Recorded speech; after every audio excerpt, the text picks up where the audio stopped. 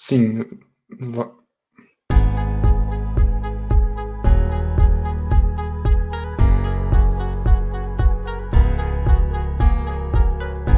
Eita, tá gravando.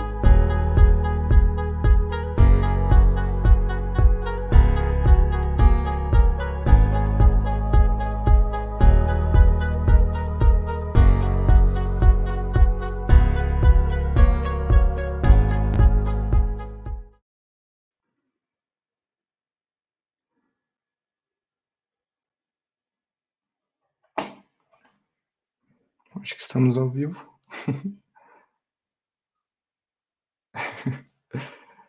Então, boa noite, pessoal. A gente está tendo um probleminha de internet com a Camilinha, com a Camila. Eu acho que deu uma variada ali no sinal dela. Mas a gente vai começar. Tá de volta, Camilinha? Está sem som.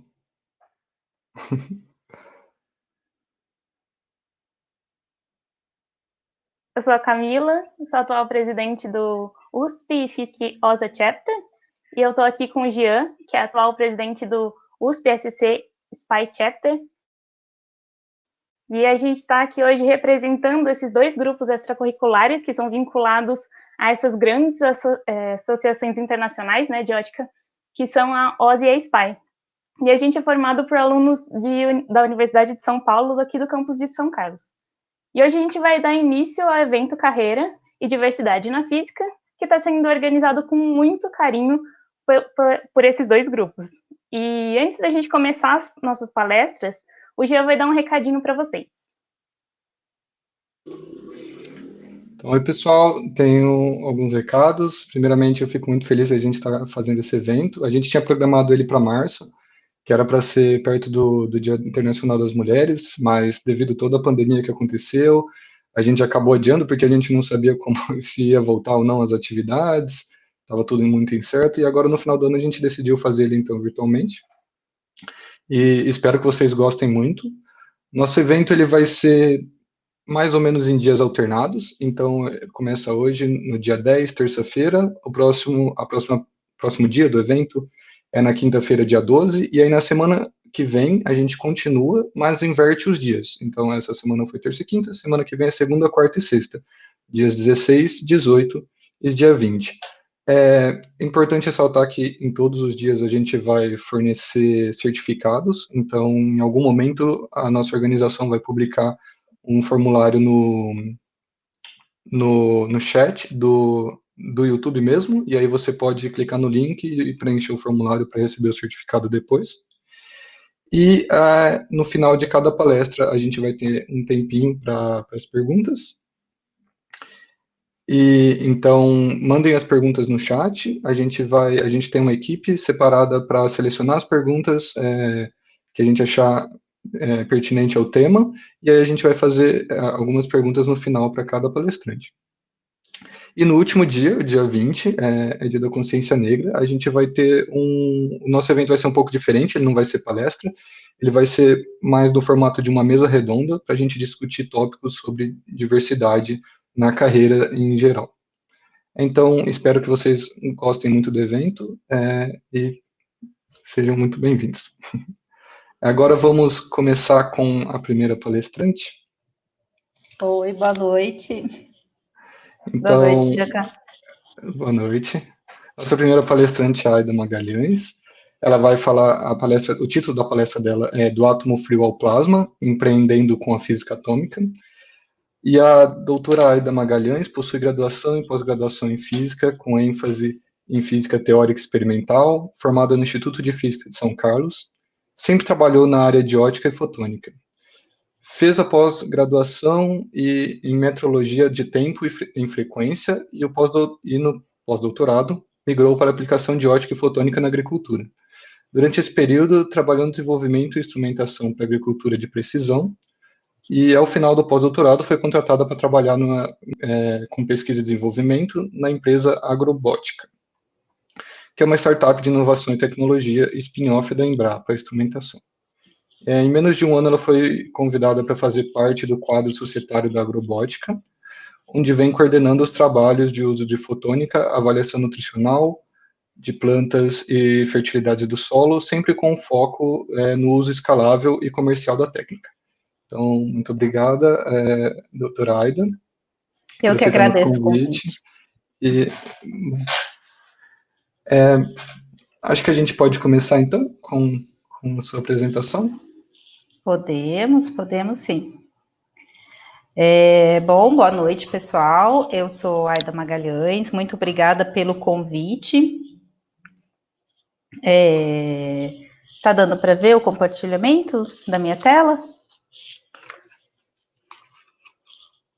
Só um instantinho.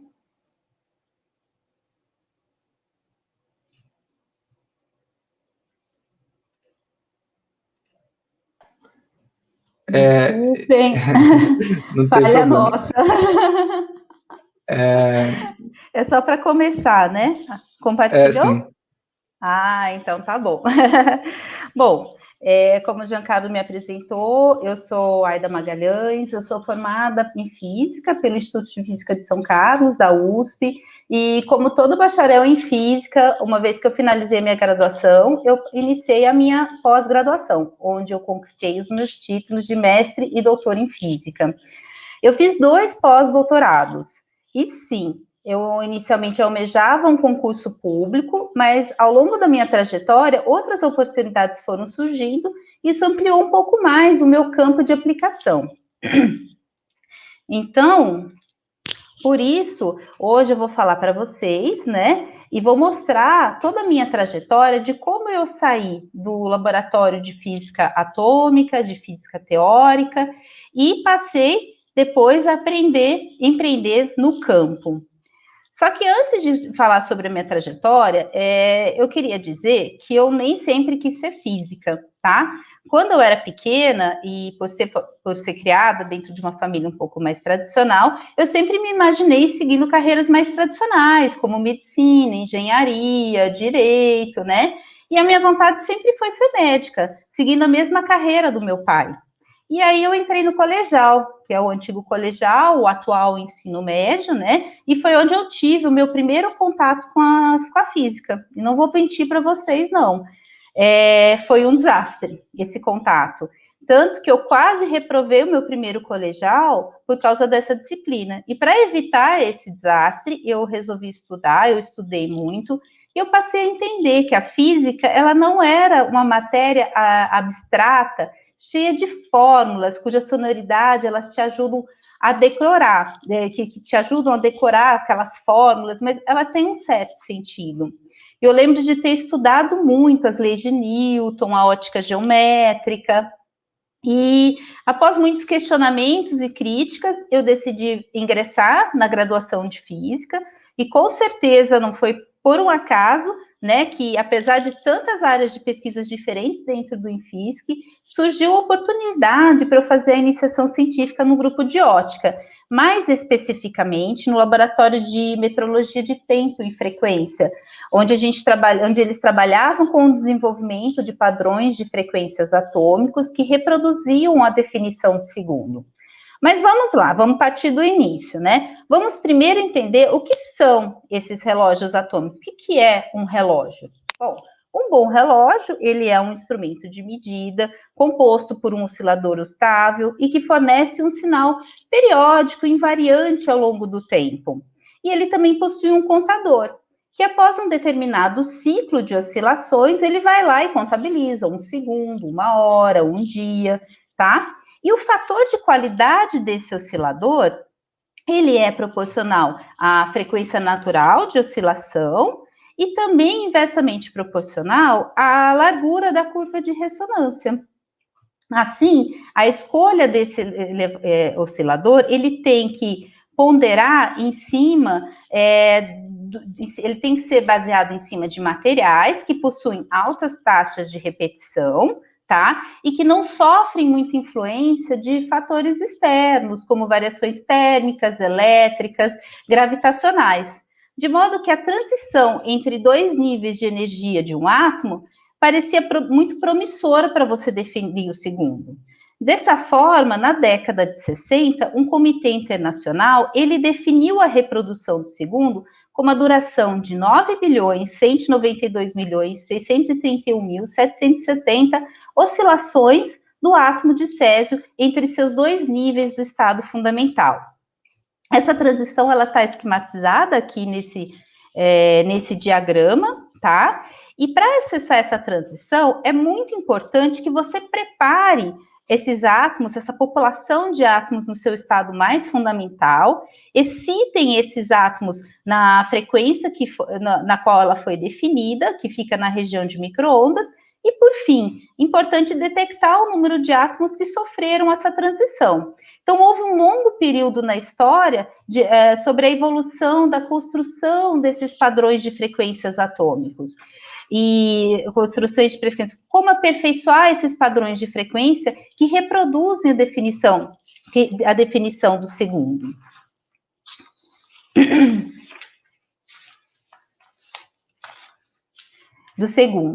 Assim, na minha iniciação científica, eu entrei no laboratório de ótica, no laboratório de padrões de frequências atômicos, e aí eu iniciei o meu trabalho de iniciação científica. E o meu primeiro desafio nessa época foi o de caracterizar e o de mapear a sala onde ficava o relógio atômico. Eu me lembro que essa sala tinha acabado de ser construída naquela época, ela havia sido acabado de ser construída, eles acabaram de construir o piso daquela sala, que era flutuante, ela possuía um isolamento acústico, mecânico, ela era uma sala toda livre de vibrações. E era importante você fazer essa caracterização do campo magnético para que você conhecesse regiões de confinamento do campo, porque todas essas oscilações, todas essas variações, elas podem interferir e deslocar a frequência de transição. Dessa forma, o meu primeiro desafio foi o de fazer esse mapeamento. Agora, imagina um trabalho de formiguinha que foi feito naquela época, em que eu tinha que determinar o campo magnético terrestre de 10 em 10 centímetros dentro dessa sala, de 10 em 10 ou de 20 em 20 centímetros dentro dessa sala, e eu media a direção desse campo em cada uma dessas direções. E a partir dessa configuração de campo, eu acabei construindo uma estrutura de 11 bobinas para compensar o campo em cada uma das direções. E essa estrutura, ela serviu de base depois para ser montado um outro tipo de relógio atômico que eu vou falar daqui a pouco, que fez parte do meu doutorado, mas que é a última geração considerado uma última geração de relógios atômicos, né? A base que reproduzem a definição do segundo, que no caso é o chafariz atômico. A iniciação foi muito importante para mim, ela foi muito importante, e graças a ela eu decidi seguir na trilha dos padrões de frequências atômicos. Então, o meu mestrado, ele foi feito em cima do relógio atômico, a feixe efusivo de césio, onde eu estudei cada um daqueles deslocamentos de frequências que pode deslocar a transição do segundo. Esse relógio, ele é um relógio que ele é operado oticamente, ou seja, ele faz o bombeamento e faz a detecção desses átomos por meio de um laser, e ele é um padrão primário, ou seja, ele usa átomos de césio para medir essa oscilação que corresponde à definição de segundo. A gente tem um feixe, né, um forno efusivo que produz um feixe efusivo de césio.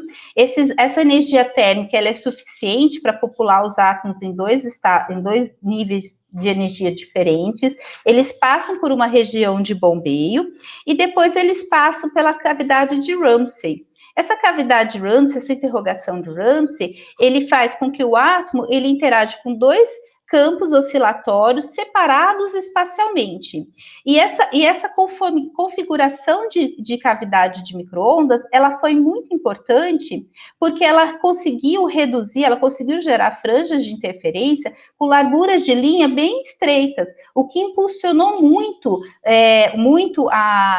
essa linha de pesquisa na época em que ela foi desenvolvida. Essa metodologia foi tão importante na questão de padrões oscilações de frequências atômicos, que o pesquisador responsável, Norman Ramsay, ele conseguiu um prêmio Nobel na época pelo desenvolvimento desse método. Então, após eles serem interrogados pela micro-ondas, eles passam por uma região de detecção, onde todos os átomos que sofreram essa transição são detectados oticamente, emitem luz, é coletado um sinal de recalculado, e depois ele é injetado no gerador de micro-ondas. Então, ele sempre vai manter um oscilador externo sintonizado com a frequência de ressonância desses átomos de césio.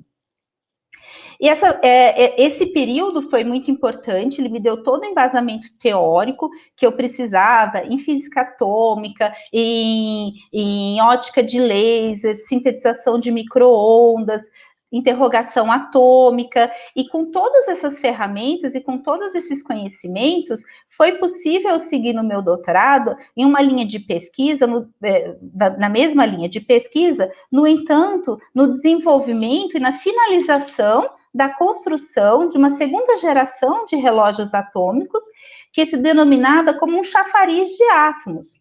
E a vantagem desses chafariz de átomos é que eles utilizam átomos frios, então a gente utiliza todo aquele conhecimento que já foi agraciado por vários prêmios Nobel, de você fazer o controle e a manipulação da velocidade desses átomos, utilizando armadilhas magneto-óticas. Então, eu saí de um feixe atômico, eu saí de átomos que possuíam uma temperatura de 350 Kelvin e passei a trabalhar com átomos aprisionados cuja temperatura era da ordem de 750 nanokelvins. E isso aumenta, isso maximiza o meu tempo de interrogação dentro da cavidade de micro-ondas, o que acaba melhorando em muito a qualidade, a linha, né, a curva espectral. Então, eu tinha anteriormente linhas, curvas da ordem de algumas centenas de hertz, e passei a ter franjas de interferência, sinais de ressonância da ordem de 1 hertz. Então, eu tive um ganho muito grande, né, no fator de qualidade da minha linha, e o que impacta diretamente na estabilidade desses relógios atômicos. E foi durante antes disso, eu acho que é importante a gente dizer assim, que ninguém faz nada sozinho, tá? Ainda mais dentro de um laboratório tão multidisciplinar. Então, eles envolvia, por exemplo, síntese de micro-ondas, cavidades, construção, desenvolvimento, muita eletrônica, muita instrumentação, conhecimentos de física básica, física atômica, ótica geométrica, ótica de lasers. Então, a gente não faz nada sozinho com uma linha de pesquisa dessas. Então, eu só tenho a agradecer a minha equipe nessa época. Eram pessoas muito interessantes, que foram muito importantes para mim nessa época, que eu conseguia discutir, eu trocava ideias, eles fizeram parte da minha trajetória profissional e acabaram me formando na pessoa que eu sou atualmente. E, bom, e também foi nesse período que eu conheci muitas pessoas importantes, eu interagi com diferentes pesquisadores, inclusive eu tive a oportunidade de conversar e de conhecer e de trocar ideias com diferentes profissionais, com prêmios Nobel. Então, tudo isso faz a diferença dentro da formação, dentro do conhecimento, porque é onde você elabora, onde você cresce, e você começa a ter pontos de vista diferentes. São pessoas diversas que te ensinam e te fazem enxergar com outros olhos, que você acaba não tendo apenas dentro do mesmo ambiente. E aí, durante o meu pós-doc, eu decidi sair do ninho. E fui para o Rio de Janeiro, eu fui trabalhar no Observatório Nacional, na divisão de horas do Observatório Nacional no Rio de Janeiro, e fui trabalhar com escalas de tempo. E o intuito era construir uma rede nacional, né, de estações de tempo, de referência, tá? E a ideia e o intuito era aumentar o conjunto de padrões atômicos que faziam parte dessa escala de tempo nacional. E a forma de você aumentar esse número era através de receptores GPS, como esses da Septentrion, e utilizando visada comum. Então, você colocava ao longo de todo o território nacional, várias instituições utilizam relógios atômicos, então você poderia utilizar as informações desses relógios e construir essa nova escala de tempo baseada em uma informação bem mais diversa, baseada em outros atrasos de outras localidades. No entanto, foi nessa época também que começaram a abrir muitos concursos públicos, mesmo, inclusive, no Observatório Nacional, inclusive no Inmetro, lá no Rio de Janeiro. No entanto, a minha experiência ali no Rio, não me apeteceu, não me estimulou muito a tentar prestar esses concursos, né? Mesmo imaginando que eu teria uma estabilidade profissional em ocupar uma determinada vaga, né, como uma pesquisadora, né, de uma instituição pública. Então, eu decidi retornar para São Carlos, para o local onde eu iniciei a minha formação, porque aqui eu sabia que eu poderia encontrar diferentes outras oportunidades, e já nessa época eu já sentia uma vontade de empreender, porque sempre quando você trabalha com desenvolvimento, quando você inicia um novo projeto, você sempre tem vontade de construir, e aí já ficou um negócio que eu não queria ficar dentro da academia, eu desejava empreender mesmo, então eu voltei e eu sabia que o Vanderlei já trabalhava nessas interfaces com empresas, já tinham outras oportunidades, então eu acabei retornando para São Carlos, e foi aqui em São Carlos que eu iniciei também, né, nesse retorno, logo após um tempo depois desse retorno, eu iniciei um segundo pós-doc também no Laboratório de Fotônica da Embrapa Instrumentação, sob a supervisão da doutora Débora Milori. E por ter uma formação mais básica, foi possível aplicar todo esse conhecimento que eu adquiri em ótica, em física atômica, em instrumentação, né, dentro de uma outra área, que é muito importante aqui no Brasil, que é a agricultura brasileira. Para vocês entenderem a importância, diariamente, se vocês abrirem os jornais, diariamente vocês veem a mídia mostrando indicadores econômicos da importância do agronegócio brasileiro para o PIB nacional. E, de certo modo, nesse cenário, quem segurou muito o PIB nesses últimos anos foram as culturas de grãos, de soja, né, de milho, e eles têm se destacado sempre de maneira positiva dentro do PIB brasileiro. E qualquer incremento na produção de grãos, por exemplo, isso sempre reflete em grandes ganhos econômicos para o Brasil. E o mapa, de acordo com o mapa, essa alta produtividade nos grãos, né, ela é devida a essa incorporação e a inserção de novas tecnologias no campo. No entanto, essa inserção ainda é muito pequena, né? Então, ainda tem muita oportunidade para você inovar e inserir novas tecnologias nesse setor agropecuário.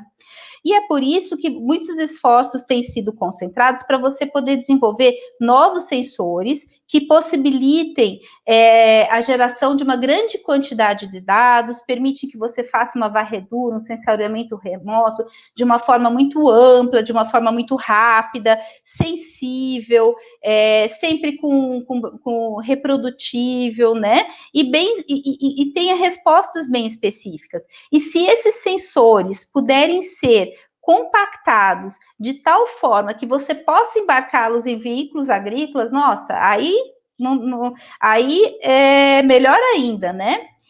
E se você for imaginar dentre todas essas características que esses sensores têm que ter, você já imagina que esses sensores ópticos e fotônicos, eles se encaixam muito bem dentro dessa necessidade da agricultura. Tanto que o sucesso dessas técnicas fotônicas como uma ferramenta investigativa dentro da agricultura, elas vêm do fato de elas serem muito sensíveis à constituição molecular e atômica, né, de cada amostra. Isso faz com que a técnica ela seja altamente seletiva, seja bem específica e cuja resposta espectral seja única. seja única. Aí você pode utilizar essas ferramentas investigativas dentro de toda a cadeia produtiva do agro, tanto da agricultura quanto da pecuária. Essas técnicas fotônicas, elas permitem, né, aplicada à agricultura, elas permitem sim o levantamento de mapas, né, cada vez mais precisos, são ferramentas importantes, rápidas, elas permitem que você faça uma certificação da qualidade da produção no campo, elas permitem a geração de uma quantidade muito grande de dados, né, como é preconizado dentro da agricultura 4.0. Isso permite, com essa quantidade de dados, é possível que o produtor consiga otimizar os seus manejos, reduzir os seus custos, reduzir desperdícios e aumentar a sua produtividade, de modo que a gente aumenta a produtividade dentro de um cenário bem mais sustentável. E o Laboratório de Ótica e Fotônica da Embrapa Instrumentação, há mais de 15 anos, já trabalha com essas técnicas fotônicas aplicadas à agricultura.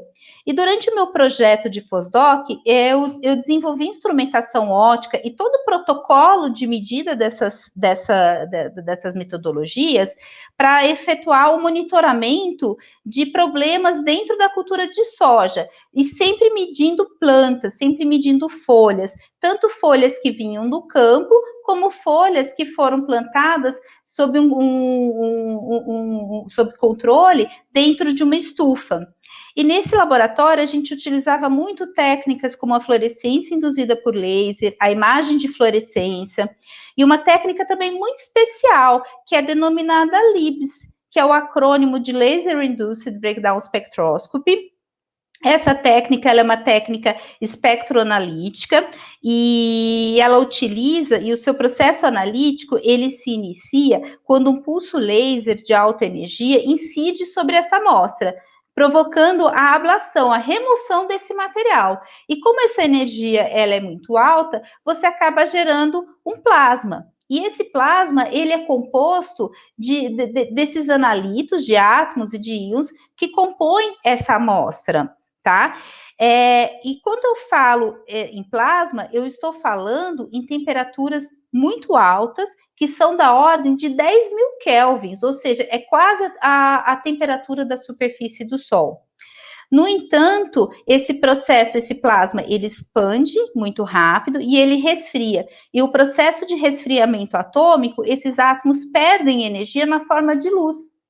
Essa luz emitida, ela é coletada, conduzida para um espectrômetro, que a resolve espectralmente, né? E aí você pode observar diferentes picos, diferentes transições atômicas estreitas.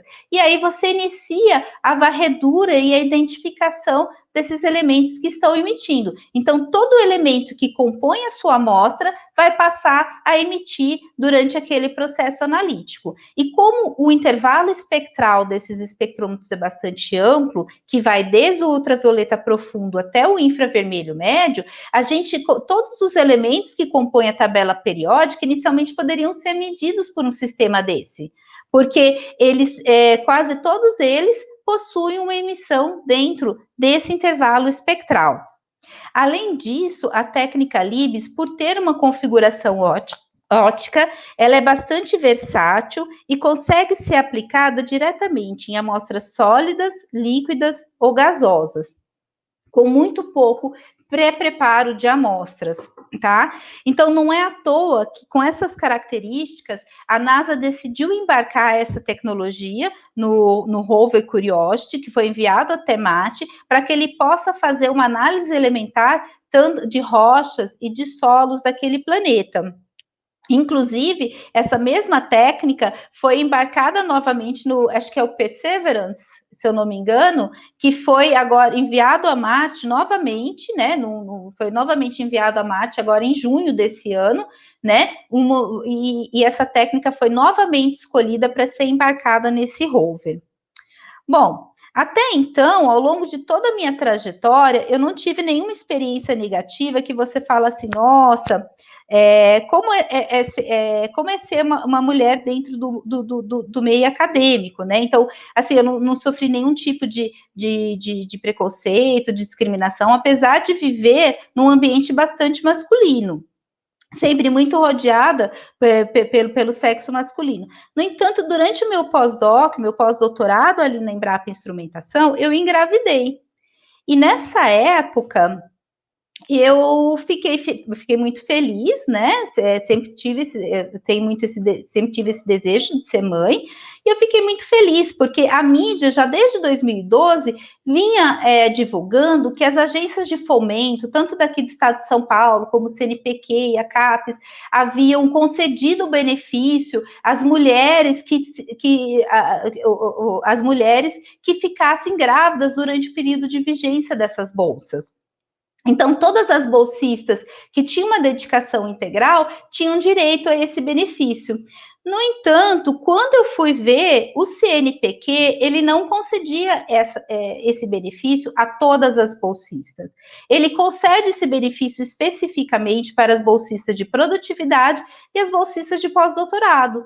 No entanto, eu era uma bolsista de desenvolvimento tecnológico e industrial, então eu não tinha esse direito. Eu fui atrás, eu fui conhecer, foi feita uma grande mídia, né? Mulheres bolsistas têm esse direito, fizeram várias comunicações na mídia. Aí eu falei, poxa, né?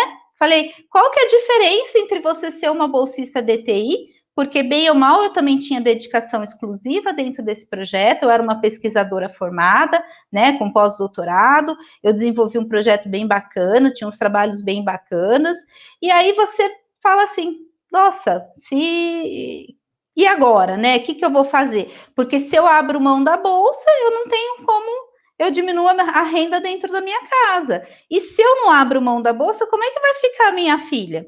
Então foram um momento um pouco mais difícil, né? Foram várias dificuldades assim que eu tive que passar. Eu infelizmente não pude tirar uma licença maternidade de 4 meses, mas eu tive muito apoio de todo mundo ali dentro da Embrapa Instrumentação, da minha supervisora, dos meus colegas de trabalho, que eu não posso deixar de mencionar, né?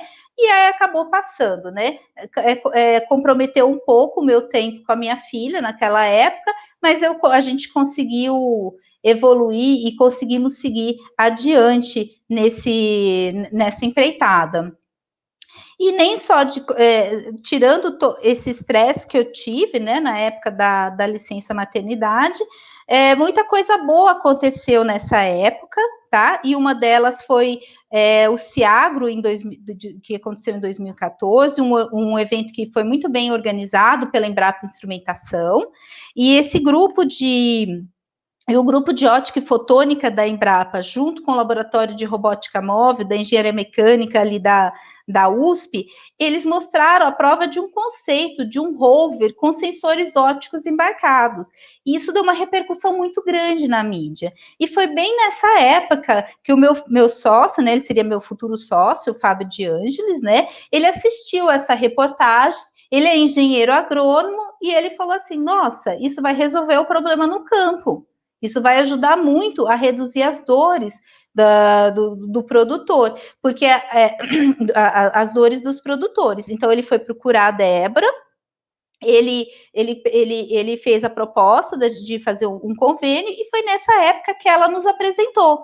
Eu estava finalizando o meu pós-doutorado, e aí a gente se conheceu, e juntos nós seguimos nessa nova empreitada, que era construir a nossa startup, né? A Agrorobótica, que é uma startup de inovação tecnológica na agricultura para certificação fotônica agroambiental.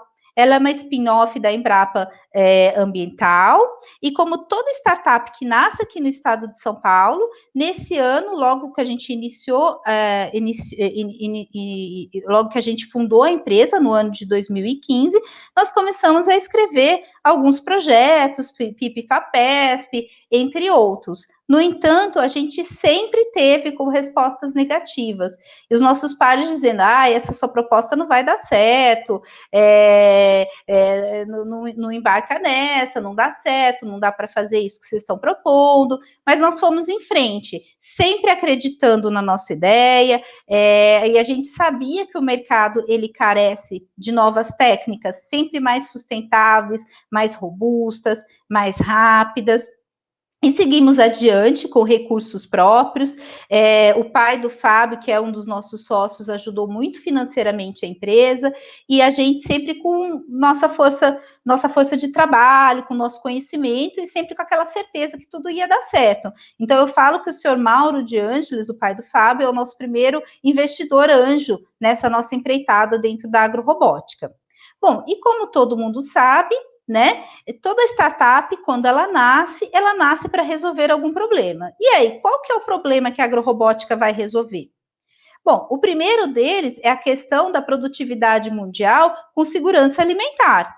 Bom, esse não é um problema pequeno, né? Como vocês até imaginam, porque segundo dados da FAO, até 2050, a população mundial vai ser de 10 bilhões de pessoas, será de 10 bilhões de pessoas. E para alimentar todas essas pessoas, é importante, é imprescindível que a produtividade agrícola aumente em até 70%. Dentro de um cenário cada vez mais crescente de escassez de terra, de água, mudanças climáticas e recursos naturais. Além disso, globalmente, existe uma exigência global de uma economia cada vez mais sustentável, ou seja, você precisa aumentar a produtividade e sempre fazer isso de forma mais sustentável, sem desperdício desses nossos recursos naturais, sem poluir o meio ambiente. Então, para vocês imaginarem, para a gente, quem é o maior responsável na produtividade agrícola é o solo, ele é responsável por 60% da produtividade agrícola. Os outros 40%, eles estão relacionados com manejos de pragas, de doenças em campo. Tá? Então, o que nós precisamos? Uma ferramenta que é capaz de levantar mapas de fertilidade desses solos em tempo real, tá? E o Brasil hoje, ele é o quarto maior consumidor de fertilizantes do mundo, e 75% desses fertilizantes, eles são importados. Então, se ajudarmos o agricultor a fazer uma gestão melhor e mais eficiente desse recurso natural, que não é renovável, além dele economizar dinheiro, ele não vai desperdiçar, não vai poluir o meio ambiente, e a gente vai estar economizando as nossas reservas naturais, tá? E, por fim, a agrorobótica também atua numa linha mais sustentável, que é de certificação de carbonos em solos, que ela está dentro daquela linha preconizada pela agricultura de baixo carbono, onde a gente desenvolve ferramentas para medir tanto a qualidade como a concentração de carbono nesses solos.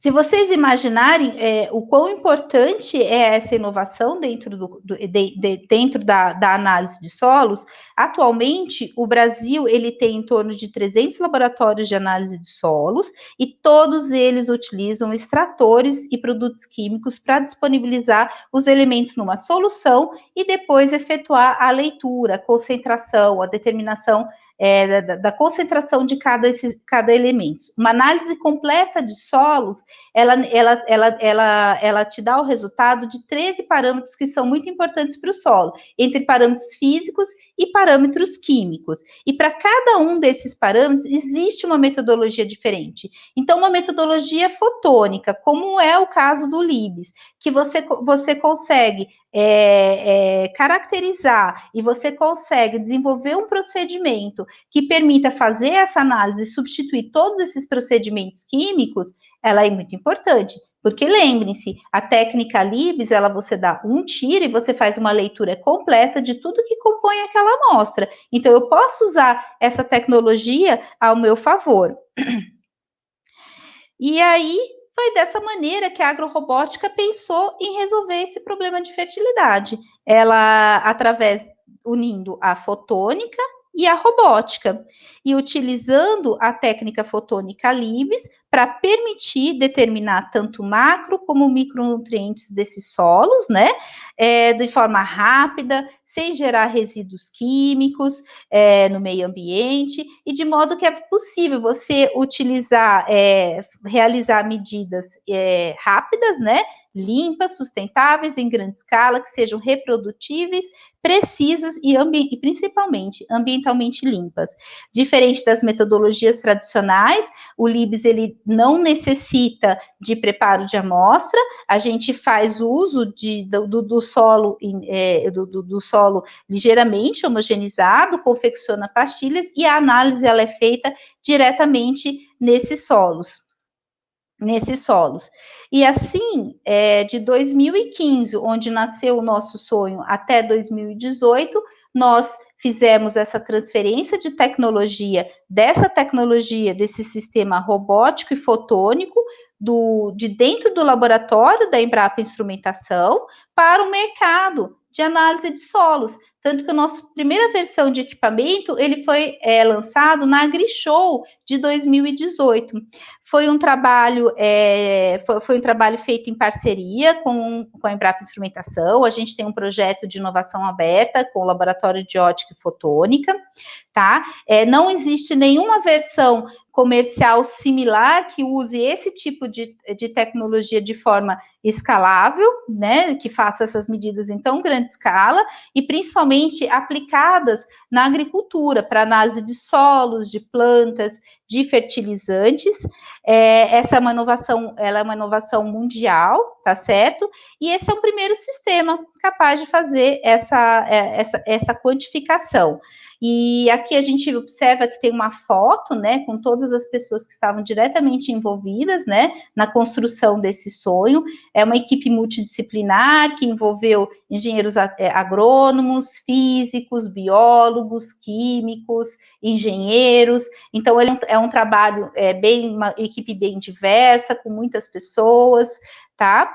E esse desafio dessa transferência de tecnologia, ela não foi apenas um desafio técnico, né? Não apenas da construção de um sensor, mas ela também levou uma inovação na parte de análise de dados, né? Aprendizagem de máquina, mineração de informações. Então, todo esse conhecimento a gente considera que é o nosso maior bem. Então, em 2018, nós inclusive fomos contemplados também com um projeto Embrapa, né? Do IFSC, daqui da USP, tá? Onde a gente idealizou uma nova carenagem, um novo sistema robótico, né? Capaz de embarcar esse sistema LIBS para que a gente possa ampliar o escopo de análises e de caracterizações e de parametrizações diferentes para melhorar ainda mais o sistema que foi lançado nessa época da AgriShow. Assim, a agrorobótica, ela trouxe uma solução integrada, né, que veio desde o georreferenciamento da coleta de solo lá no campo.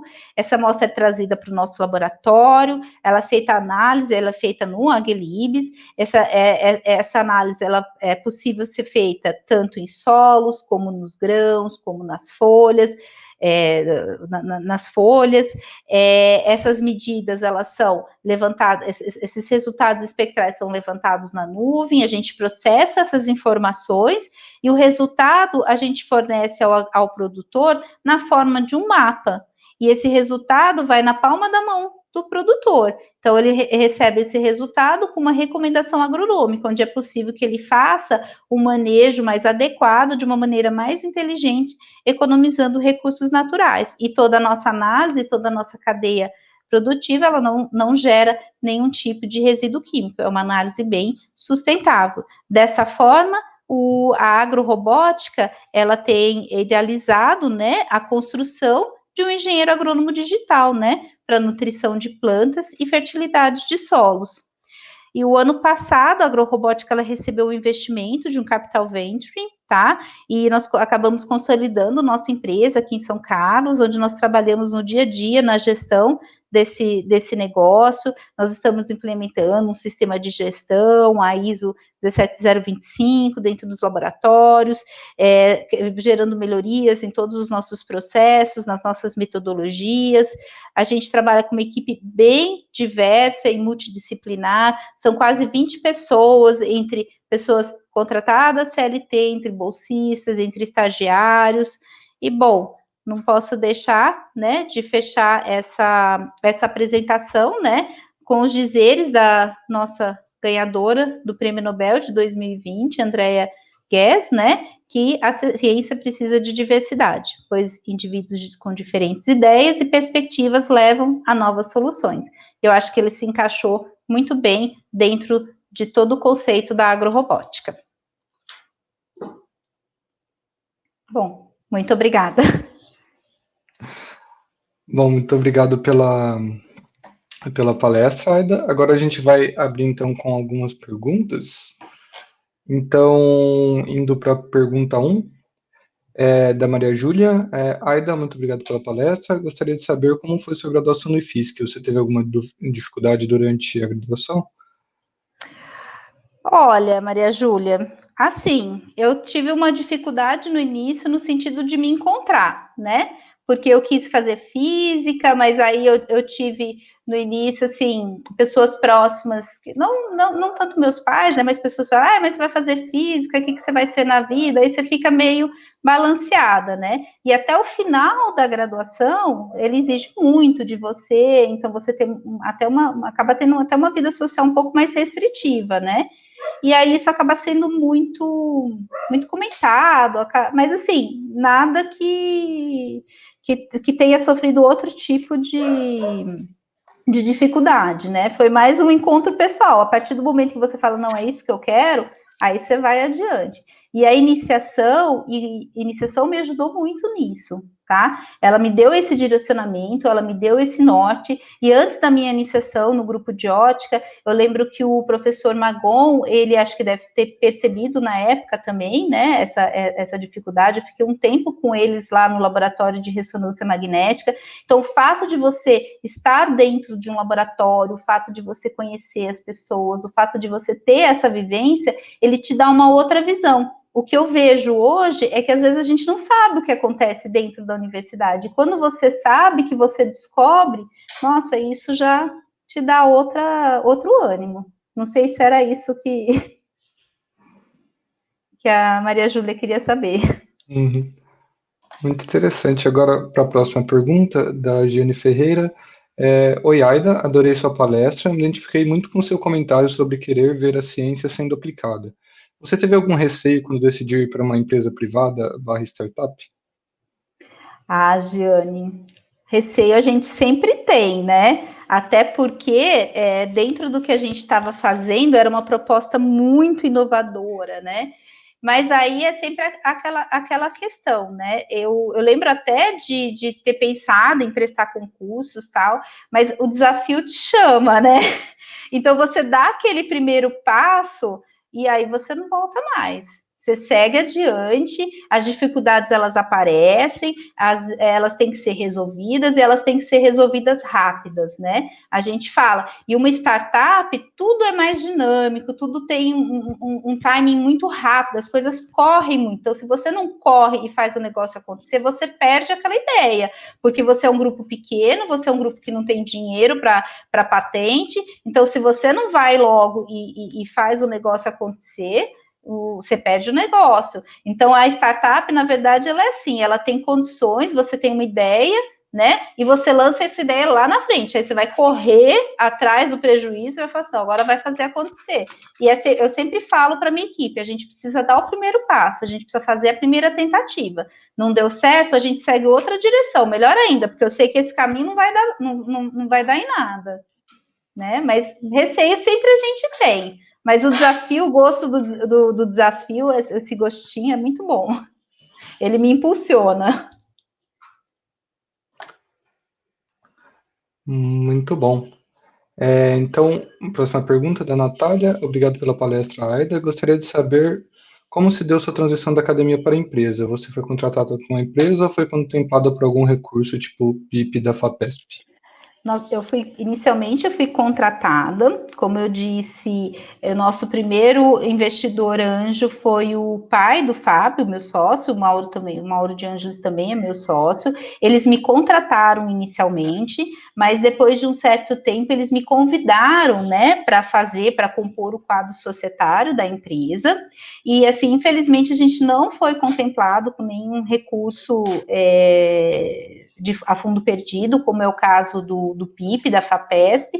Então, toda a nossa trajetória foi financiada com recurso próprio, usando sempre o nosso conhecimento, a nossa força de trabalho.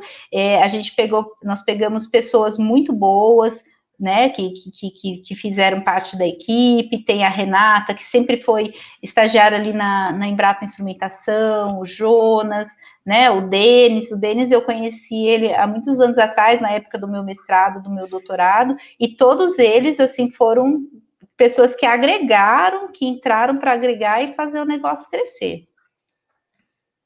Entendi. Muito bom. Agora para a nossa última pergunta, então.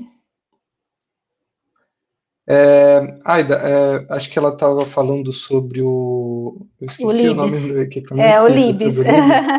Sim, Se o ele era Libes, capaz de medir Isso, líquidos. existem trabalhos, sim, para medir líquidos, medir gases. Em princípio, ele consegue medir todas essas matérias, tá? No caso de líquidos, você observa que eles utilizam um sistema de duplo pulso, né? Porque eles abrem assim, você cria um vácuo ali, né? Depois você joga o segundo pulso, né? Então, existem algumas estratégias que são diferenciadas quando você faz esse tipo de análise também em sólidos, mas sim. Então, se você for olhar na literatura, Libes é uma técnica mais recente, tá? E aí, se você olhar na literatura, eles fazem análise em líquidos, sólidos, em gases, qualidade de ar.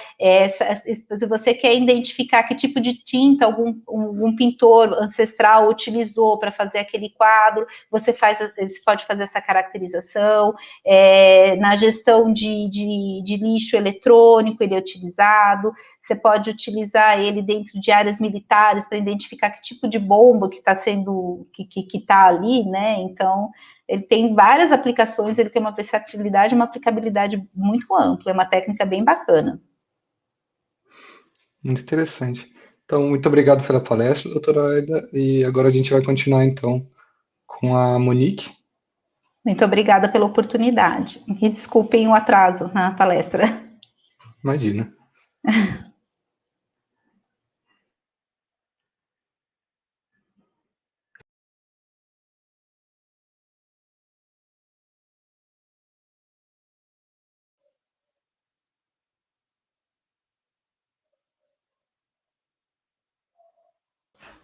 Bom, agora a gente vai dar continuação aqui para a nossa programação desse primeiro dia do nosso evento, com a palestra Biomol e as lições que vão além da física. Será ministrada pela Monique Freitas. A Monique é formada em Ciências Físicas e Biomoleculares no Instituto de Física de São Carlos e atualmente cursa seu MBA na Harvard Business School. E logo após a graduação, ela trabalhou como pesquisadora no time de tecnologias renováveis da Braskem, em Campinas, utilizando a biologia sintética para a produção de plástico verde.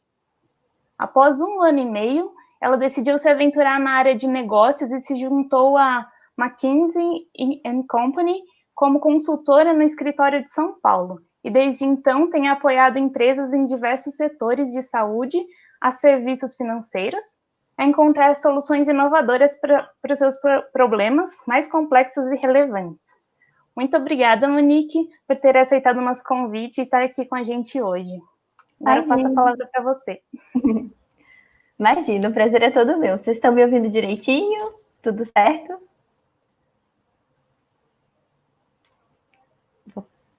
Show! Ups, deixa eu voltar aqui. Por algum motivo, o meu GIF não está animado, mas eu queria só transmitir a minha alegria de quando a Nath veio falar comigo. Deixa eu tirar isso aqui. Quando a Nath veio falar comigo sobre o evento, né, e a possibilidade de discutir carreira e diversidade. Esse é um tema super, super relevante, um tema que eu pessoalmente gosto muito. E estou super feliz hoje por essa oportunidade. Parabéns para todo mundo que está organizando o evento, trazendo esse tema na pauta. A gente precisa discutir. Parabéns pela tradução em Libras também que vocês estão fazendo do evento. Estou muito orgulhosa de poder participar e de ver tanta coisa boa acontecendo no IFISC. Mas vamos lá. Vou contar então um pouquinho sobre mim, né? A Camila me apresentou um pouquinho. Essa fotinho aí do lado esquerdo sou eu pequenininha, com a minha família. Esse bebezinho é a minha irmã. Hoje esse bebezinho já tem 25 anos, então não faço as contas, mas essa é a minha idade. Sou Biomol 09, então velha guarda aí. Eu nasci, fui criada em Brasília, sou brasiliense, ainda chamo Brasília de casa. E hoje, nessa fotinha aí do outro lado, é onde eu tô. Tô aqui morando nos Estados Unidos, em Boston, fazendo meu MBA em Harvard. E MBA, eu vou explicar um pouquinho depois durante todo esse processo, mas é um mestrado profissionalizante. Então, tipicamente, você passa um tempo na sua carreira, em qualquer uma das áreas que você escolha, e você vem para o mestrado como parte de acelerar a sua carreira profissional. São 2 anos de programa, eu comecei em 2019, então eu estou no meu 3º semestre dos 4 semestres, e essa é a turma com quem eu interajo no dia a dia. Então, o modelo são 90 pessoas que ficam com você nisso que a gente chama de section, e aí atrás tem as bandeirinhas de todos os países representados. Eu sou uma dessas cabecinhas aí no meio, então nem tentei achar porque tá pequenininho. E aí, no meio dessas duas coisas, né? Então, tem essa pessoa pequenininha aí, cheia de sonhos, que veio da família, essa outra pessoa que está hoje nesse ambiente. Tem esse caminho todo não linear. E eu acho que a primeira grande mensagem que eu queria deixar para vocês é que tudo isso que a gente vê no LinkedIn, no currículo Lattes, que tudo parece encaminhado e que a gente sabia desde o começo onde é que a gente ia parar, nem sempre é assim. A vida parece muito mais esses zigue-zagues que você vai achando oportunidades, vai buscando oportunidades e isso vai te levando aos caminhos. Mas então, deixa eu contar, né, um pouquinho mais como é que foi esse caminho. Eu, como falei, sou de Brasília, estudei ensino médio, ensino fundamental no Colégio Militar, foi um período super importante, muito formativo para mim, e carrego de lá grandes amizades e o meu marido, a gente começou a namorar nessa época, hoje nós somos casados.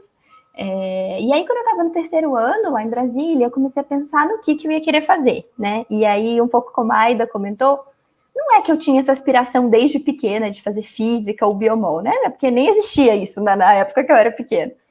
Mas eu sabia que eu gostava muito de física, eu gostava muito de biologia e tinha uma inquietação dentro de mim de querer fazer diferença e de impactar a vida das pessoas em uma grande escala, né? E aí eu pensava assim, bom, talvez se eu fizer algum tipo de pesquisa ou descobrir algum tipo de tecnologia que possa impactar a vida das pessoas, eu vou conseguir fazer isso em larga escala. E foi aí que surgiu a Biomol no meu caminho. Eu vim conhecer o física e falei, cara, esse lugar é demais.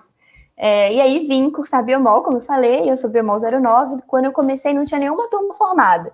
Então teve um pouquinho daquele frio na barriga de, caramba, e esse curso, né, que não tem ninguém formado ainda, como é que vai ser, qual que é a proposta, mas eu me encantei muito pela interdisciplinariedade, por toda a infraestrutura que o IFISC fornecia, e a chance também lá de Brasília, estudar na USP era uma coisa muito inspiracional também, né, a melhor universidade do país, assim. Então, isso foi um pouquinho do que guiou minha decisão de vir para cá, para cá e FISC naquela época. E aí, logo no meu 1º ano, e aí, gente, teve uma das perguntas que foi sobre como foi esse processo de graduação.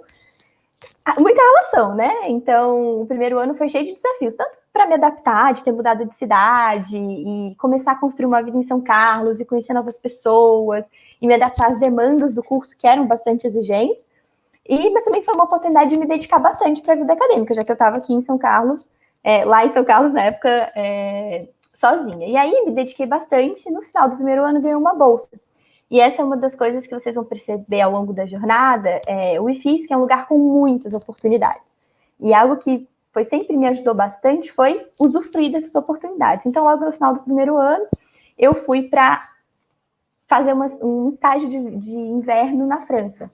E nessa época foi vinculada à iniciação que eu fazia. Então, além das aulas, eu estava no laboratório do professor Zucoloto, Não sei se tem alguém aí que está ouvindo que trabalha com ele, mas tenho muito, muito carinho pelo pessoal do Lab. Aprendi muito sobre biosensores, nanosensores quando eu estava lá. E aí esse projeto na França foi ficar um tempo, tanto aprendendo as técnicas desse laboratório, quanto falando um pouquinho e trocando com ele sobre as coisas que eu aprendi no laboratório do professor Zuccolotto. Foi super legal, foram 2 meses, que foi a minha primeira visão, assim, uau, fora do Brasil, né, e ver uma ciência de ponta de uma outra perspectiva, foi super bacana. E isso deixou, assim, uma pulguinha atrás da orelha. Voltei para São Carlos, e aí eu estava já no final do meu 3º ano, surgiu um programa chamado Ciências Sem Fronteiras. Também não sei quantos de vocês que estão ouvindo conhecem, mas era uma oportunidade de fazer 1 ano da graduação fora, num centro de excelência. E aí, eu tinha uma limitação em relação ao seu tempo de graduação para poder aplicar. Eu sei que, quando eu já estava indo para o meu 4º ano, eu falei, caramba, eu tenho que aproveitar essa oportunidade. Corri, preenchi toda a documentação, e aí no meu 4º ano eu fui fazer na Boston University, vim para Boston. E aí, quando eu disse que esses caminhos são muito não lineares, estou em Boston aqui depois de 8 anos. Eu vim em 2012, agora é 2020, jamais imaginaria estar aqui de novo no contexto que eu estou. Mas, bom, nessa época, a BU, para onde eu fui, eu fiz um curso de Biomedical e Biotechnology Sciences, e eu aproveitei para focar muito nesse lado de aplicação humana, né? Então, tanto para aprender mais sobre biologia do câncer, clinical trials, eu decidi fazer matérias que iam complementar a minha grade do FISC. E aí, também, nesse período, eu tinha, desde o começo, assim, do período de biomol, eu tinha um crush em biologia sintética. Biologia sintética nada mais é do que você enxergar os conceitos de biologia a nível molecular como se fosse uma engenharia. Então, é uma das formas de você encarar engenharia genética. E aí, tinha um laboratório na BU, com um professor que pesquisava nessa área e estava procurando gente para participar de um time numa competição internacional de biologia sintética. E eu falei, minha chance, quero participar. E aí eu fui continuar as minhas pesquisas nesse laboratório de biologia sintética do professor Doug Densmore. E também foi um período incrível, assim, durante o verão todo eu fiquei pesquisando, desenvolvendo o projeto para essa competição. No 2º semestre que eu estava aqui, a gente participou da competição, e aí foi um aprendizado enorme, assim, tanto o desenvolvimento, né, de todo esse projeto, a colaboração e o trabalho com o time, mas também participar de uma competição a nível internacional, em que você tem feedback e ouve de muitas pessoas incríveis sobre o seu trabalho, e surgem colaborações, e eu brinco que foi quase assim o meu baile de apresentação para minha vida científica, assim, apesar de ser muito novinha, né, e tá ainda começando, foi uma experiência muito marcante para mim. E aí, nisso eu voltei, né, para São Carlos depois para fazer meu último ano de graduação. Então, como eu passei esse ano fora, eu fiz a graduação de biomol em 5 anos. E aí, nesse período que eu estava fazendo esse projeto, um projeto de biologia sintética, participando da competição internacional, um dos requisitos da competição é que você documentasse tudo que você estava desenvolvendo num site, tanto para os jurados da competição analisarem, quanto para você poder receber os feedbacks e dividir o conhecimento. Tinha uma parte muito importante de divulgação científica, né? Era um elemento fundamental da competição. E aí, eu recebi o contato da Braskem. Nessa época, o logo ainda era azul. Eu sei que hoje o logo é vermelho, que a Braskem foi comprada pela Odebrecht no processo, mas quando eu conheci a Braskem lá atrás, o loginho era azul. E o que aconteceu? A líder do laboratório de biologia molecular de lá achou o projeto que eu estava participando e veio falar comigo. E ela falou, Monique, a gente tem muito interesse em desenvolver essa tecnologia que você usou no seu projeto aqui no laboratório da Braskem.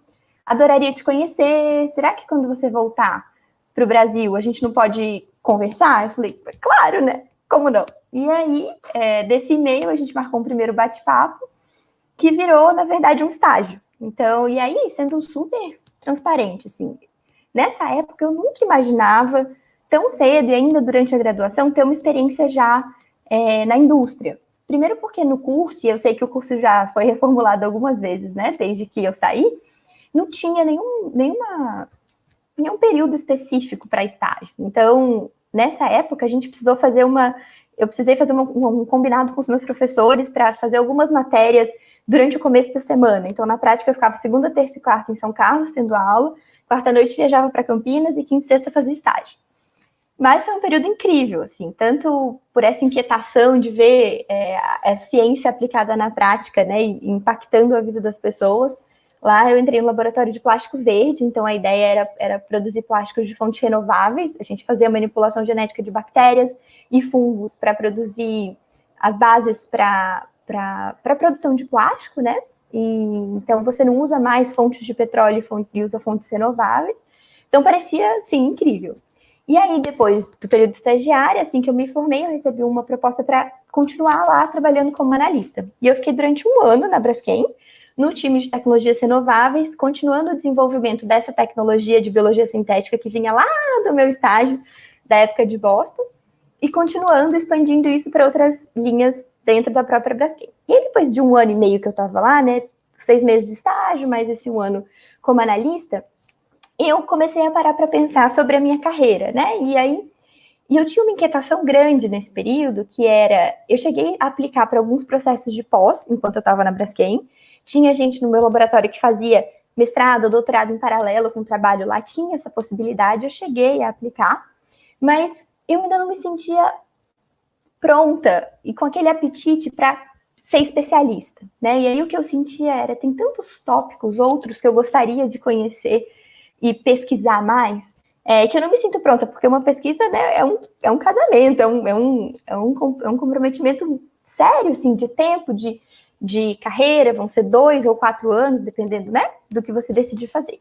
E, ao mesmo tempo, eu sentia, voltando lá naquela inquietação de o impacto no dia a dia, eu queria sentir isso de outras maneiras, e eu vi, estando lá na Braskem, que do lado do negócio, você também tinha muito impacto naquilo que acontecia na vida das pessoas. Então, na prática, o que eu estava vendo era assim, a gente pesquisava, né, a gente definia as linhas de pesquisa que a gente ia fazer dentro do laboratório, como a gente ia desenvolver a pesquisa, mas antes disso tinha alguém que falava, vamos investir dinheiro no plástico verde?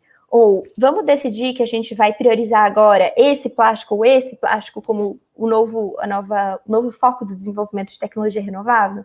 E eu pensei assim, acho que eu quero conhecer um pouco mais desse outro lado.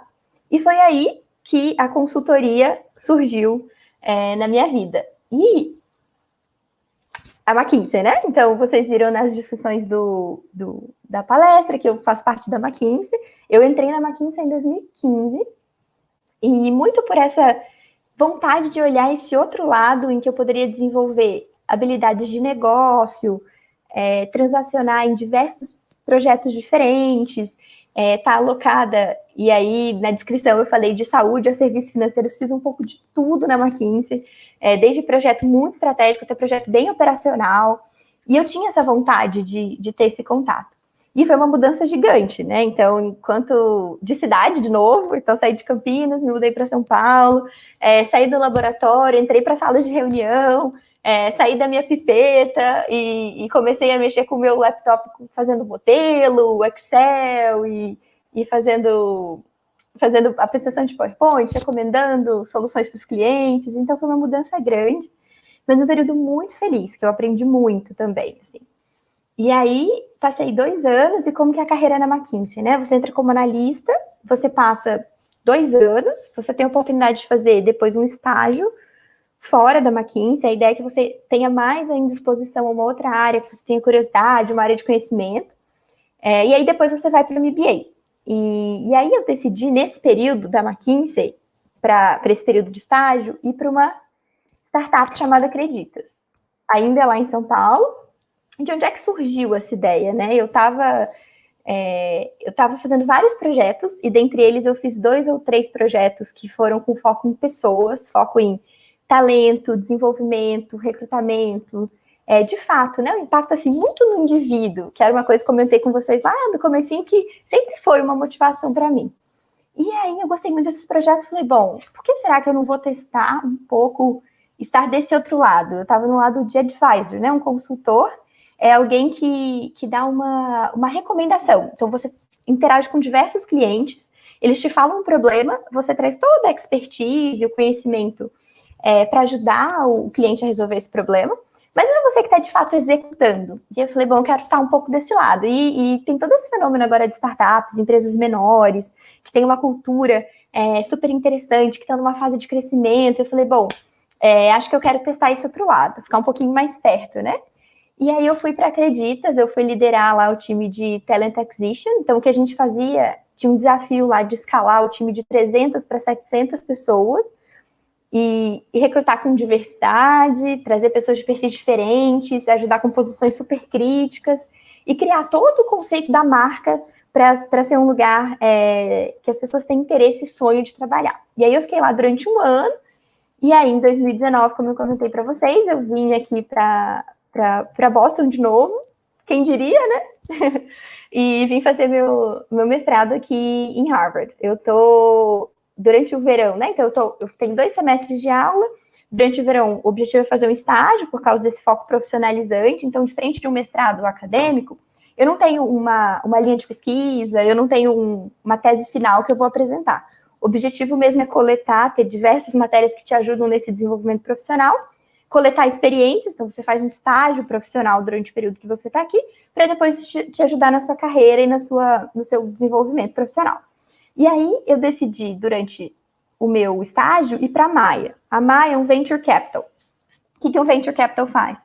É uma investidora que olha para empresas que estão procurando o primeiro cheque institucional. Então, lá, sabe quando a Aida comentou que eles conseguiram o primeiro investimento de um venture?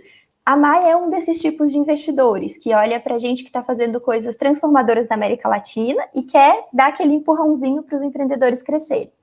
E eu queria, de novo, ter uma perspectiva diferente daquele mesmo tema, né, de transformação e de mudança, agora com o chapéu de investidora. Eu já tinha tido o papel de conselheira, daí um papel, né, de advisor, daí um papel de executora, e eu falei, bom, investidora, né, como é que deve ser essa experiência? Aproveitei esses 3 meses para testar. E, de novo, tive uma experiência muito legal que me ensinou bastante, e aí um adendo, né, assim, eu escolhi a Maia também por ser um dos poucos fundos de Venture Capital que é um mercado muito dominado por homens, que foi fundado por 2 mulheres, e tem 2 mulheres como sócias fundadoras. Então eu falei, bom, é a chance de me aproximar dessas lideranças inspiradoras, continuar desenvolvendo essa veia de liderança feminina, que para mim é super importante, faz parte da minha identidade, e aí fiquei esses 3 meses na Maia. Isso foi um pouquinho, e aí, gente, se vocês tiverem qualquer pergunta sobre qualquer uma dessas fases, dessas transições, estou super à disposição. A ideia era dar um pouco dessa visão geral dos lugares que eu fui, por onde eu passei, toda essa mudança.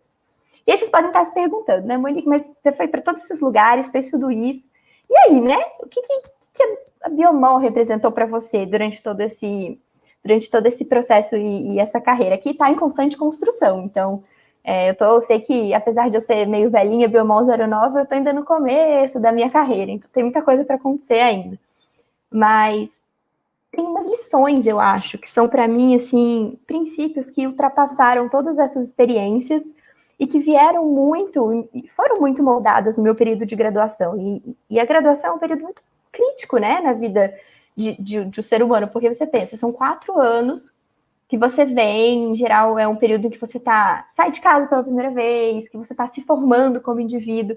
Então, sua forma de ver o mundo, sua forma de pensar é muito direcionada pelo ambiente que você decide estudar, pela comunidade que você está envolto também.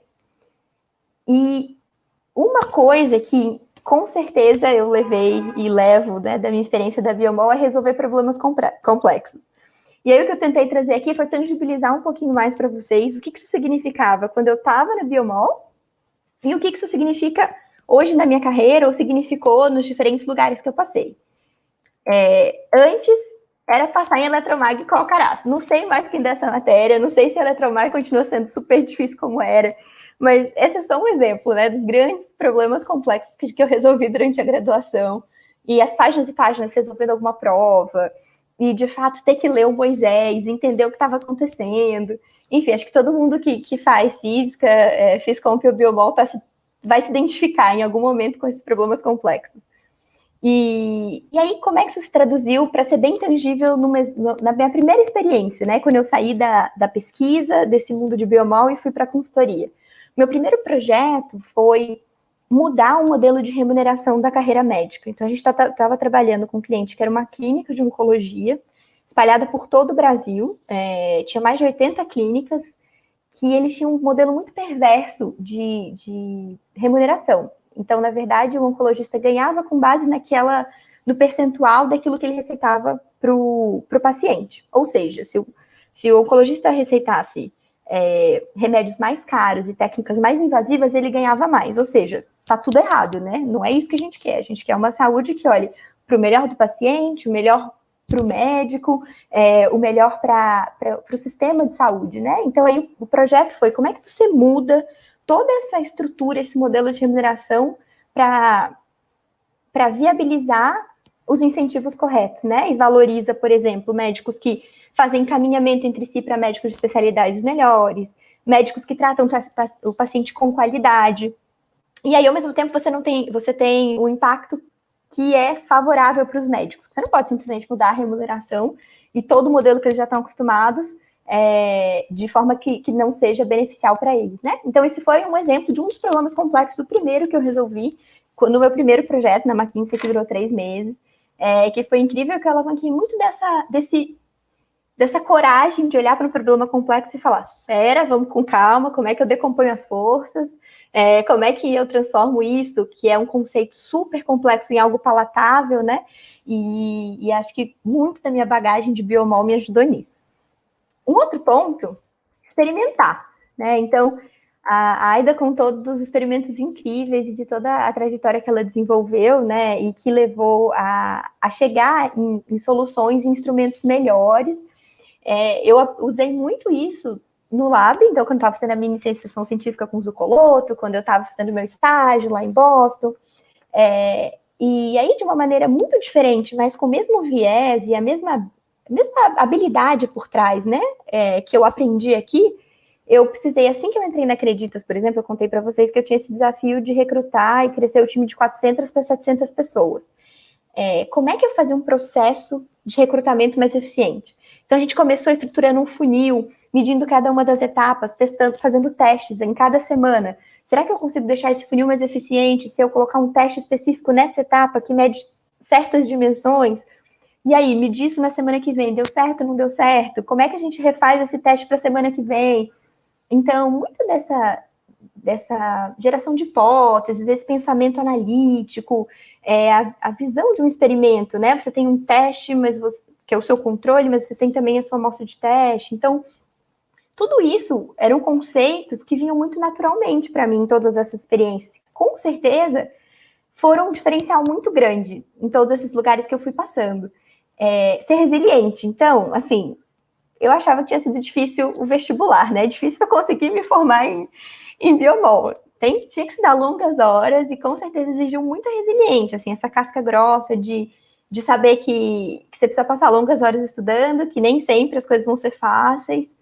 E eu lembro direitinho, a nossa primeira prova de Física 1, a gente sentado no banquinho ali da pracinha do CAASO, todo mundo de primeiro ano, assim, do meu ano, desolado, porque ninguém tinha conseguido tirar mais que 5, e aí os professores decidiram refazer a prova, porque, então, assim, show de horror que foi.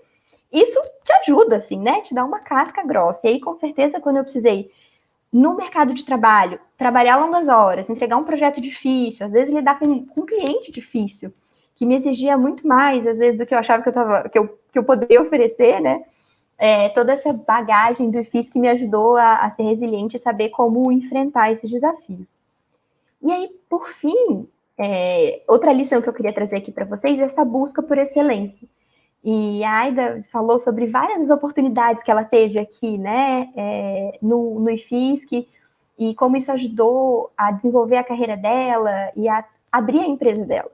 E na minha experiência também foi, de uma forma diferente, também foi crucial fazer parte de uma instituição como essa, em que eu tinha oportunidade de ponta mesmo. Assim. Então, a minha iniciação científica, eu fiz com o Zucoloto, que era o pesquisador da área de nanosensores.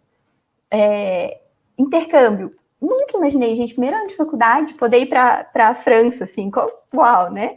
E aí, depois ter a oportunidade de fazer o Ciência Sem Fronteiras. Então, tantas portas que foram se abrindo, assim, que me deram esse apetite e essa ambição também de sonhar e falar, eu posso sim alcançar, encontrar. Eu nem tinha me lembrado disso, mas durante a palestra da Aida, na época que eu estava aqui no Física, a gente teve uma visita de 3 prêmios Nobel. E eu tirei foto, e pude ficar perto deles. Então, isso te dá um apetite, uma vontade, né, de sonhar, assim, e de acreditar que você pode alcançar, que é incrível. E aí, isso me deu esse apetite para me desafiar em novas áreas, em novas cidades, novos projetos, novas carreiras. E eu, inclusive, agora eu estou fazendo uma nova transição ainda dentro da McKinsey, né, para trabalhar aqui dos Estados Unidos. Então, também vai ser uma fase nova e um capítulo novo, assim, da minha história. E aí eu queria trazer um pouquinho desse tema tão legal que a gente está falando aqui, tão importante, assim, e que faz tanto parte da minha experiência profissional e também do foco que eu estou dando agora um pouco da minha carreira, que é o conceito de diversidade, né?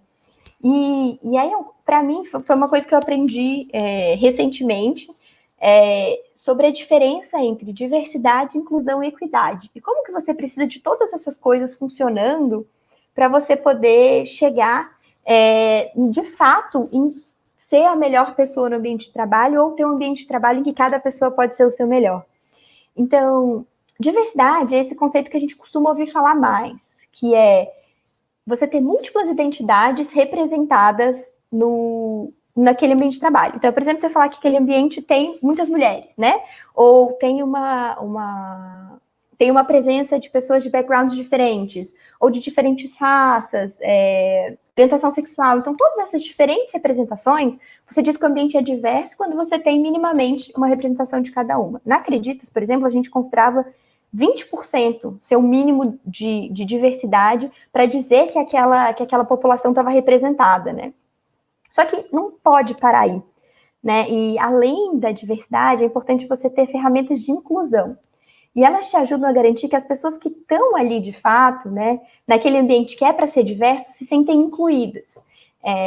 E aí você tem que garantir que aquela diversidade que veio consegue ser expressa, porque uma coisa que pode acontecer, e aí eu posso até depois, se alguém quiser aprofundar mais nesse tema, falar sobre um fenômeno que chama covering, que a tradução seria cobertura, né, ou esconder, que é quando você é diverso, você está naquele ambiente, por exemplo, sendo mulher, mas você não consegue trazer a sua voz, a sua perspectiva única.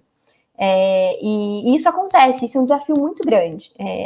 Eu posso dar outro exemplo, como física, quando eu entrei numa carreira lá em consultoria que tipicamente não tinha físicos.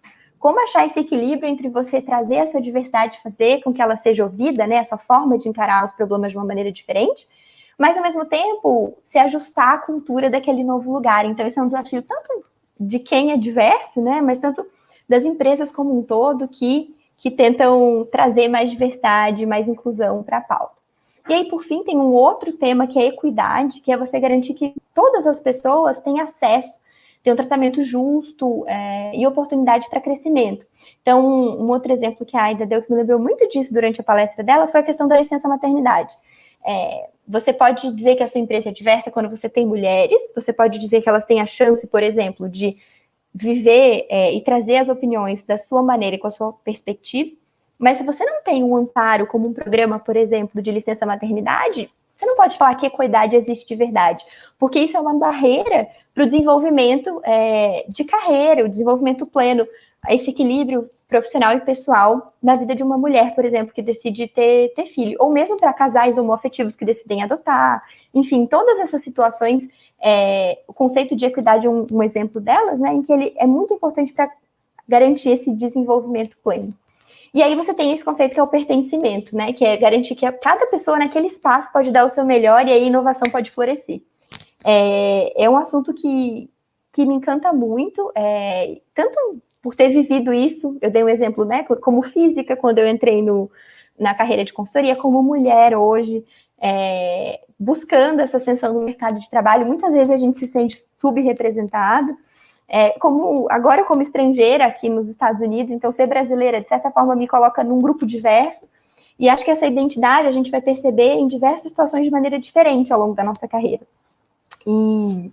Então, acho que fenômenos como o covering, que eu falei para vocês, né, esse encobrimento, fizeram parte da minha trajetória, fenômenos como a síndrome do impostor, então isso é uma coisa que acontece com muitas mulheres, de se acharem menos capazes, de questionarem suas habilidades, e aí isso tem vários impactos na carreira, como promoção, como remuneração.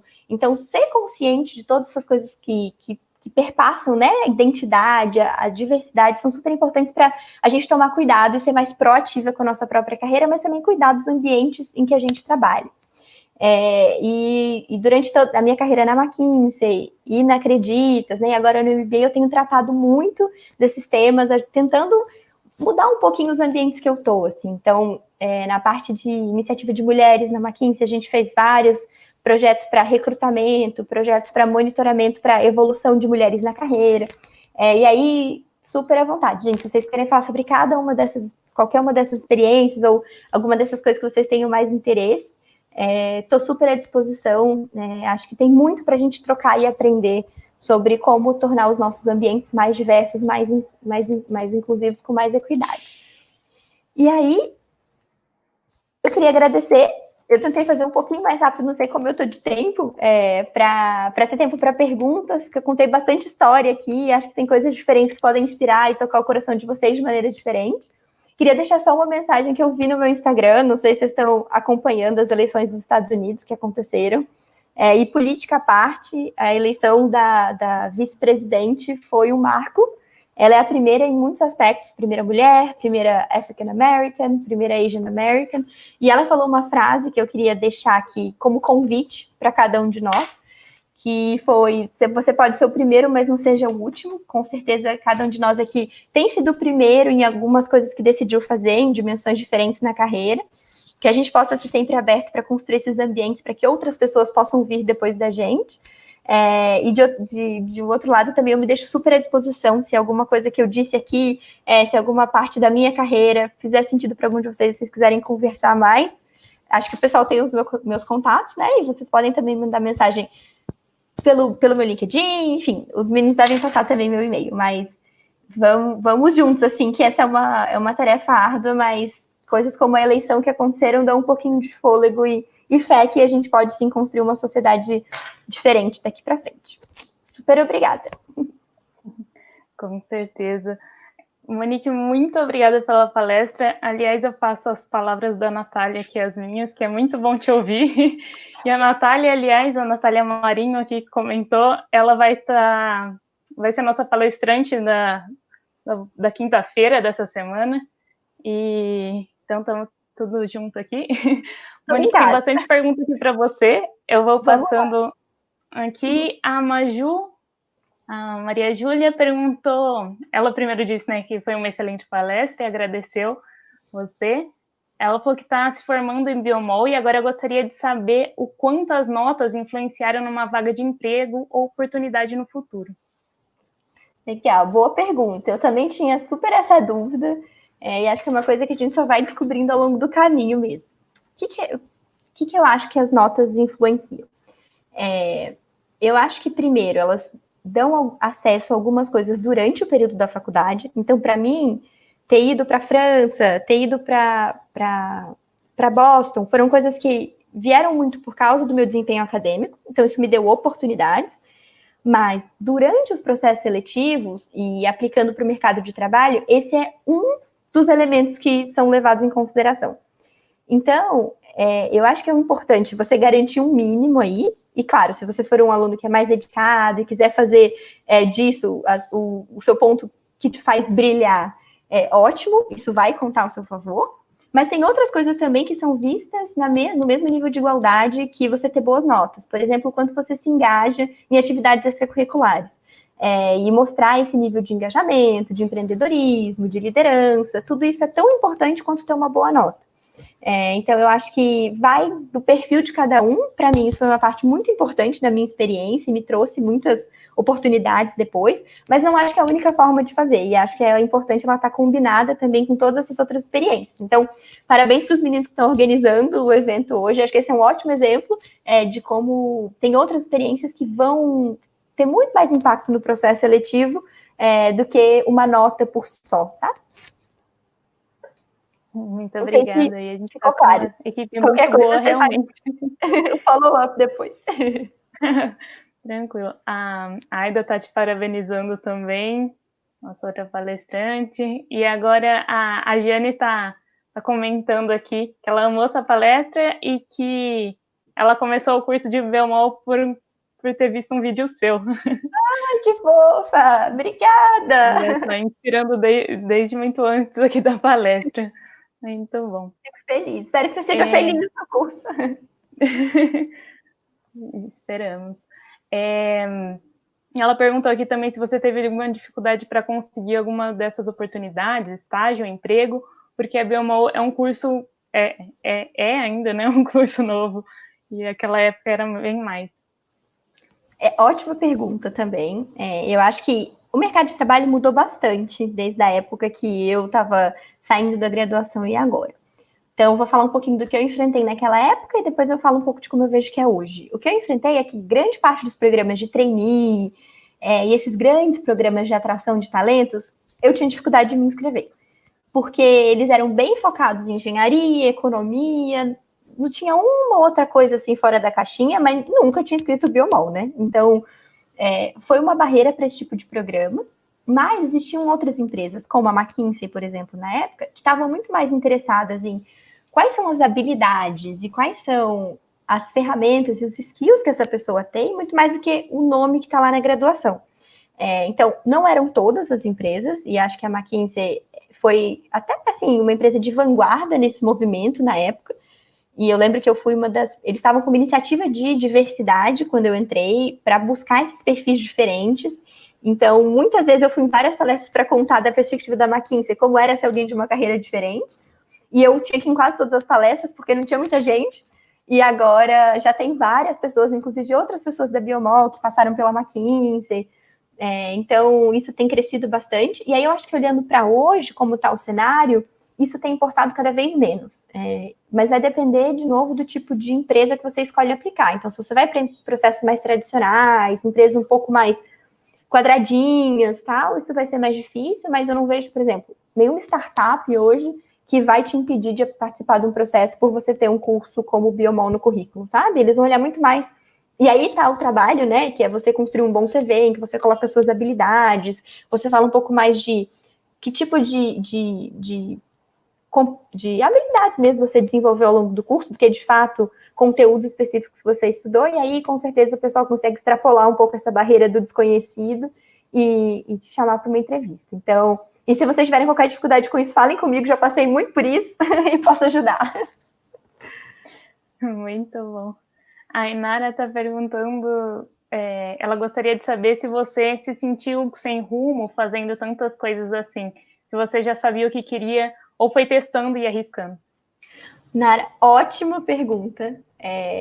Eu acho que um pouquinho dos dois, né? Então, eu até falei um pouco dessa visão de experimentação que veio da minha experiência no IFSC, então eu acho que eu consegui aplicar isso muito para minha carreira profissional também, de chegar numa situação nova e pensar o que eu estou sentindo falta, o que eu gostaria de aprender, e qual é o lugar que vai me dar esse aprendizado, ou vai me dar essa experiência, ou vai me dar esse ambiente, ou esse próximo passo, né? Então, eu acho que esse apetite, essa forma de enxergar como um teste de hipóteses, mitigava um pouquinho desse frio na barriga de, caramba, mas será que eu vou me adaptar nesse novo lugar? Será que eu não estou mudando muito de lugares? Então, claro, essa insegurança surgiu em vários momentos, mas eu acho que, assim, atravessando tudo isso, sempre tinha essa visão de experimentação, essa visão de, se eu buscar fazer cada uma dessas etapas com excelência, buscando dar o meu melhor, usando essa oportunidade da melhor maneira que eu puder, é isso que vai contar no fim do dia. E por fim, o que eu tenho visto hoje no mercado de trabalho é que as coisas são cada vez mais dinâmicas, e cada vez mais a gente vai ter profissões surgindo que sequer existiam 5 anos atrás, 10 anos atrás, e as pessoas passando cada vez, é uma coisa dessa geração mais nova, as pessoas passando cada vez menos tempo na mesma empresa e trocando mais rápido de empresa para buscar outro desafio, uma outra configuração. Então, tem uma mudança também, né? Eu me sinto um pouco parte dessa mudança sistêmica que tem acontecido também, dessas outras oportunidades que vão surgindo. Mas aí eu acho que tem que, você sabendo por que você está fazendo aquilo, por que você quer testar, por que você está indo para aquela experiência, o que você quer tirar dela, faz com que isso te dê esse eixo, sabe? Não seja um pinga-pinga, assim. Mas é uma ótima pergunta e tem que ser uma coisa muito consciente mesmo, e o frio na barriga bate, não tem jeito. Olá, a Natália Tomásio está dizendo que foi um prazer ouvir sua palestra e ela gostaria de saber como se dá o direcionamento da consultoria na empresa, como eles direcionam para você problemas específicos no âmbito de biologia molecular ou física. Nath, super obrigada pela pergunta, ótima pergunta também. Obrigada pelo convite, gente, a Nath que me trouxe aqui. Nath, tem alguns tipos de consultoria, né? Eu vou contar um pouquinho da que eu trabalho especificamente, depois eu falo das outras consultorias que existem por aí. A que eu trabalho é uma consultoria estratégica, então a gente não entra especificamente em soluções das áreas da empresa, no sentido assim, da tecnologia da empresa, ou do produto final que a empresa produz, é uma visão mais gerencial. Então a gente vai recomendar estratégia, operação, mas dificilmente numa área específica.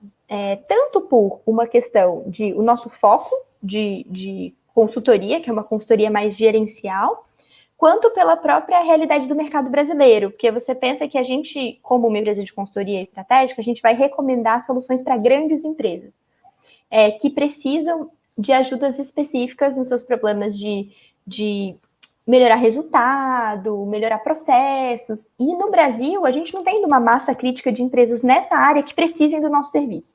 Então, se você for para mercados mais desenvolvidos, você pode ter, sim, esse tipo de projeto, inclusive na própria McKinsey, mas esse nível de especialização vai acontecer num ponto mais à frente da carreira. E nunca vai ser um direcionamento científico e técnico, sabe? Então, no máximo, vai ter, assim, algum overlap entre algum conhecimento da sua formação com o tema que a empresa trabalha, mas dificilmente o seu projeto vai ser naquela área. Isso falando de empresas de consultoria estratégica, como a que eu estou agora. Mas existem outras empresas de consultoria que daí são mais técnicas, né? E aí você vai, de fato, trabalhar com ajudar o seu cliente a resolver o problema da ciência, né? Do produto, aquele problema específico da área de atuação. E aí, sim, eu acho que você vai tocar em temas mais pertinentes, então pode ser biologia molecular, por exemplo, pode ser biologia sintética, mas não nessa carreira que eu estou agora e em menor escala aqui no Brasil. Mas existe, sim, esse tipo de carreira. E só, assim, voltando um pouquinho da minha experiência, da McKinsey, eu sou generalista, então eu já fiz projeto desde ajudar um call center a melhorar a eficiência de ligação, como oferecer o melhor atendimento para os clientes, até um projeto de estratégia da visão de qual deveria ser o portfólio de produtos desse banco nos próximos 5 anos para garantir que ele serve os clientes da melhor maneira. Então, de tudo um pouco, assim. E essa é muito a proposta também dessa carreira, é você ser generalista e se expor a diversos temas e usar suas habilidades para aplicar em setores diferentes. Agora, com relação aos problemas mais específicos aqui, a Beatriz Bellini está perguntando, ela disse que gostou muito dessa palestra, e ela está perguntando como que foi o processo para definir o projeto do Aiden no ano que você participou. Ótima pergunta, Beatriz, obrigada. Obrigada pelo feedback também sobre a palestra. Eu fiz, em 2012, tinha uma realidade muito específica do laboratório que eu estava. Contei para vocês que tinha esse professor aqui em Boston que queria fazer um programa do Aiden, né? Queria ter um time, só que ele não queria ter um time grande. Ele estava mudando um pouco o foco do laboratório e ele falou, gente, se eu tiver um time muito grande aqui, a gente vai dispersar um pouco da nossa energia. Então, mas eu quero um time menor, mais focado, e eu quero um time que trabalhe com metodologia de base. E aí o que aconteceu foi que a gente pensou, bom, o que é possível? Ele queria uma coisa mais ferramental. O que é possível a gente fazer no Aiden, dado que a gente vai ser um time menor e que a gente quer usar esse foco? Então, ele que meio restringiu, né, esse escopo, assim, de quais eram as condições de contorno que a gente ia atuar. E aí, nessa época, tinha uns papers muito interessantes surgindo com clonagem modular.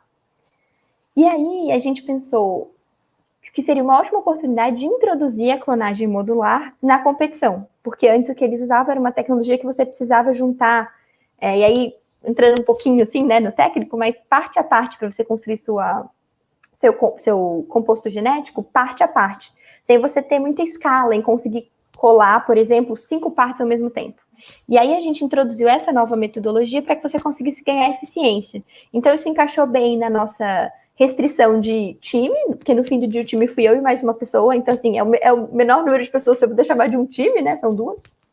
E então a gente conseguia implementar esse projeto ao mesmo tempo que trazia impacto para a competição, porque era uma nova ferramenta que todo mundo poderia usar. De outro lado, linkava com essa visão do laboratório de ser algo que fosse ferramental e que abrisse possibilidade para outros projetos que surgiriam daí para frente. Então, esse foi um pouquinho do contexto em que surgiu, mas se você tiver mais dúvidas também, a gente pode falar mais depois. Maravilha. A Camila Costa tá te agradecendo também pela palestra. Ela está perguntando que, a partir da sua experiência em recrutamento, como driblar os testes para as vagas relacionadas a Biomol, mas que descartam o curso por não ter o nome no banco de dados? Uma excelente pergunta, Camila. Acho que a gente tocou um pouquinho nesse assunto, né, antes. Eu acho que sempre vale você garantir que no seu currículo existem outras palavras-chave que demonstram as habilidades que você adquiriu durante o curso, tanto no curso quanto nas atividades extracurriculares que você fez, atividades de liderança, que mostram o que você desenvolveu. Então, isso é super importante, porque isso vai contar muito mais história do que só o nome do seu curso. E aí, eu acho que uma outra dica além de ter um CV bem robusto que mostra suas habilidades, é você entrar em contato sempre com os times do recrutamento e falar, quero entender exatamente quais são os requisitos. Eu faço esse curso, a gente desenvolve todas essas características, essas habilidades durante nossa formação aqui, e eu quero saber se eu posso aplicar, se tem alguma restrição em relação ao curso, se eu posso te contar como o curso funciona. Na época, por exemplo, que eu fui para a McKinsey, ninguém sabia o que era Biomol. Então, teve um pouquinho também do meu papel de quase fazer assim, uma apresentação institucional, assim, olha, é isso que o curso faz, é assim que funciona. Claro que eu tive muita sorte da McKinsey ser bem aberta em relação aos cursos, mas eu acho que sempre uma conversa pode ajudar nesse processo. Eu vejo cada vez mais as empresas tentando sair desse modelo mental de vamos olhar o nome do curso e vamos olhar muito mais as habilidades, o perfil que a pessoa desenvolveu, mas sempre vale uma conversa. E talvez, se for uma empresa que não tem essa visão, né, e não está aberta a esse tipo de construção e de aprendizado, talvez seja uma forma de vocês questionar se de fato é uma empresa que você gostaria de trabalhar.